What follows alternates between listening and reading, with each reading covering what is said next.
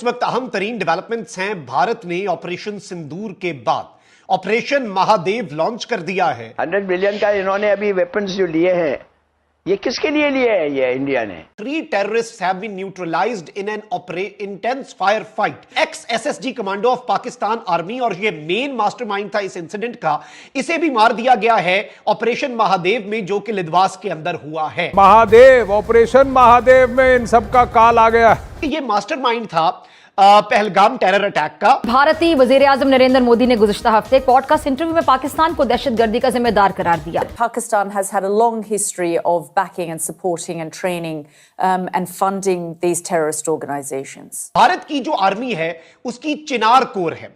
4 गुना ज्यादा फौज, 6 गुना ज्यादा एयरफोर्स, 8 गुना ज्यादा नेवी। क्या ये फोर्स को हम रेजिस्ट कर सकते हैं? तो इंडिया आर्मी में जोश है, उनका जो एक अपना तिरंगा है वो अपनी भारत माँ कहते हैं। आज तो महादेव, वैसे ही महादेव जी का मंथ चल रहा है सावन, और अभी सावन शिवरात्रि भी गई है और सावन के अंदर भारतीय सेना ने ऑपरेशन महादेव कर दिया। इस वक्त भारतीय मीडिया जश्न मना रहा है। महादेव ऑपरेशन था, ऑपरेशन महादेव शुरू हुआ। किस लिए भाई?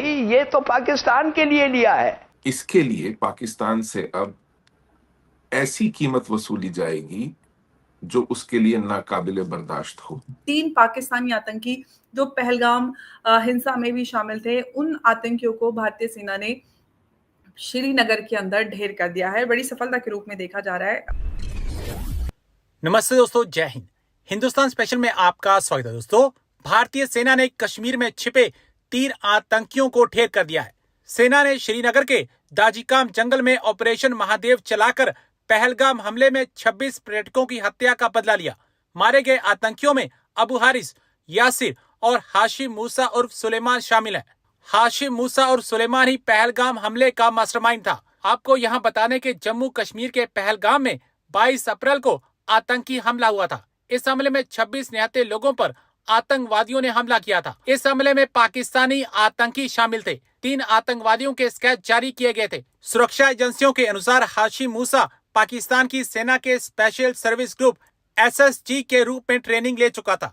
उसके बाद उसने लश्कर तोयबा में शामिल होकर आतंकवादी गतिविधियों को अंजाम देना शुरू किया था। सुरक्षा एजेंसियों के मुताबिक वह कम से कम 6 आतंकी घटनाओं में शामिल रहा। अब पाकिस्तान का आतंकी हाशिम मूसा मारे जाने पर पाकिस्तान सदमे में है। नाज़रीन इकराम, इस वक्त अहम तरीन डेवलपमेंट्स हैं। भारत ने ऑपरेशन सिंदूर के बाद ऑपरेशन महादेव लॉन्च कर दिया है और इस ऑपरेशन महादेव में भारत की जानिब से जो क्लेम है वो इंतहाई तशवीशनाक और इंतहाई खतरनाक है।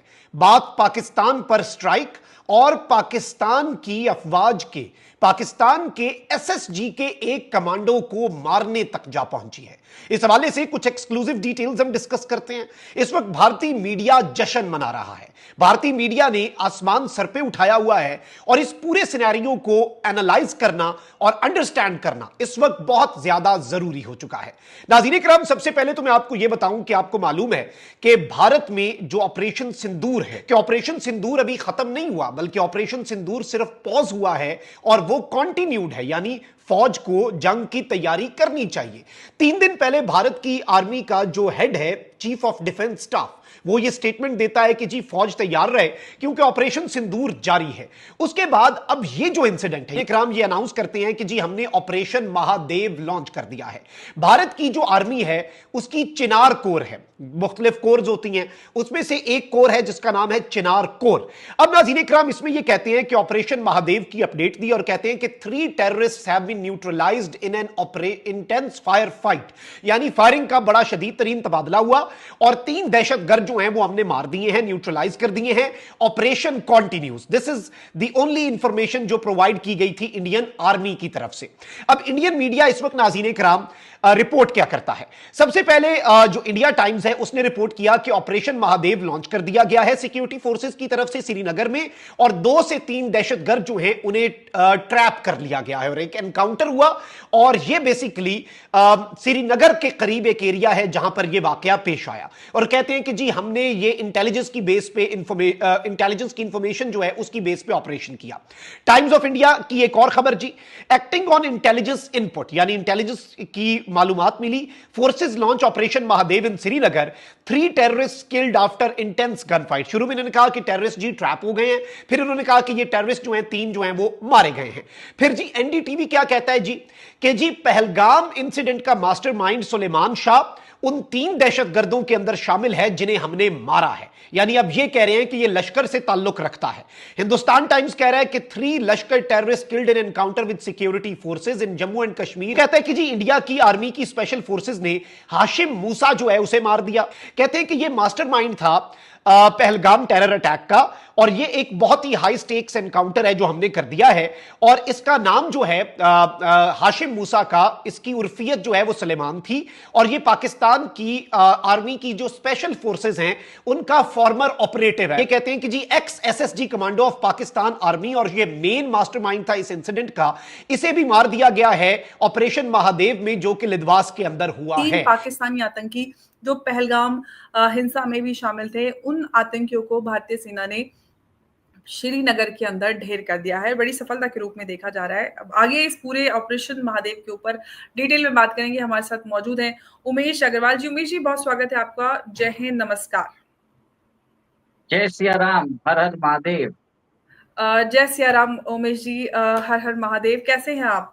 आज तो महादेव, वैसे ही महादेव जी का मंथ चल रहा है सावन, और अभी सावन शिवरात्रि भी गई है, और सावन के अंदर भारतीय सेना ने ऑपरेशन महादेव कर दिया।